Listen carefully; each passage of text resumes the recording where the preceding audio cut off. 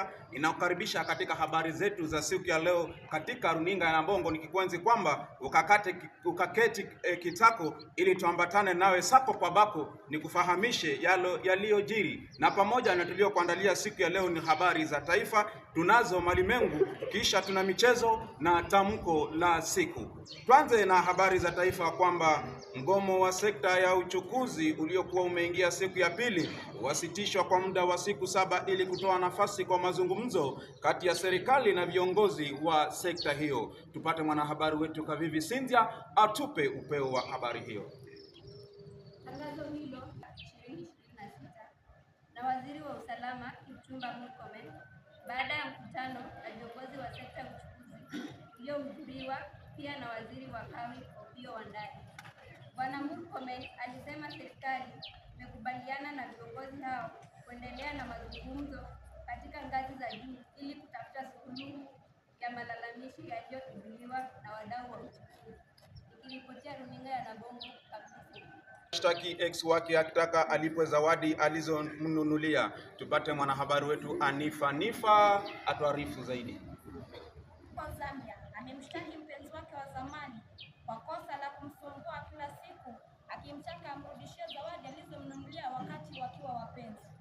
Mwanamke huyo kwa jina Mchinja Ngandu amempeleka mpenzi wake wa zamani Sam Mbwalwa mahakamani. Kisa amedai amrudishie chajio la simu alilomnunulia walipokuwa kwenye mapenzi. Swali ni je, ni sawa kuitisha zawadi uliyomnunulia mpenzi wako wakati mmeachana?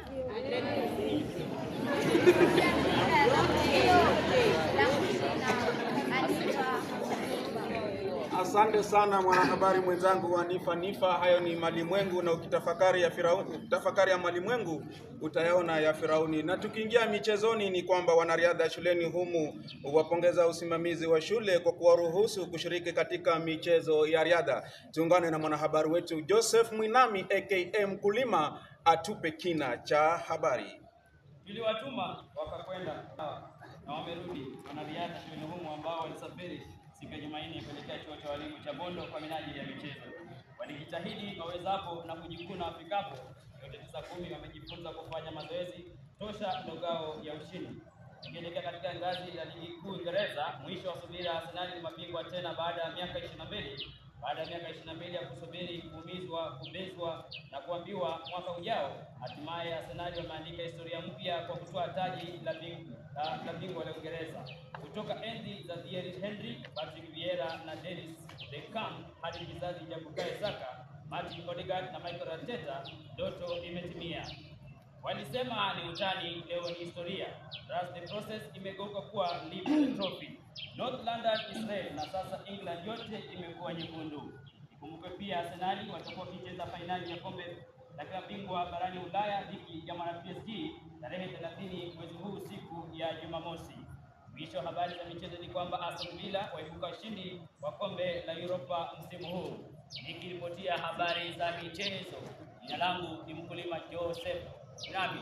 Asante sana Mkulima Joseph Mwinami, na hivi hebu tupate tamko la siku kutoka kwake Mustafa.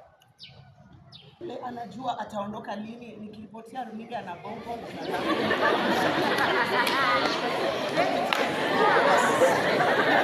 Asante sana mwenzangu Hamza kwa habari hizo, tamko la siku. Na mpenzi mtazamaji, mpenzi wa runinga hii, kufikia hapo sina budi kukuja njamvi la habari zetu za siku ya leo.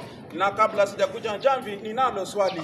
Dunia ni kama ukuta, ukiwa ndani huwezi ona ya nje, na ukiwa nje vile vile huwezi yatazama ya ndani, ila maana kwamba watu hupitia mengi katika maisha yao, changamoto zimejaa, na kwa hivyo wengi huchukua hatua ili wakaweze kupata ushauri, maombi na hata wengine matibabu, na kupitia hapo wanatumia madaktari au wachungaji au pasta. Swali langu ni je, kati ya mchungaji huyo, pasta na daktari, ni wakina nani wanayajua mengi?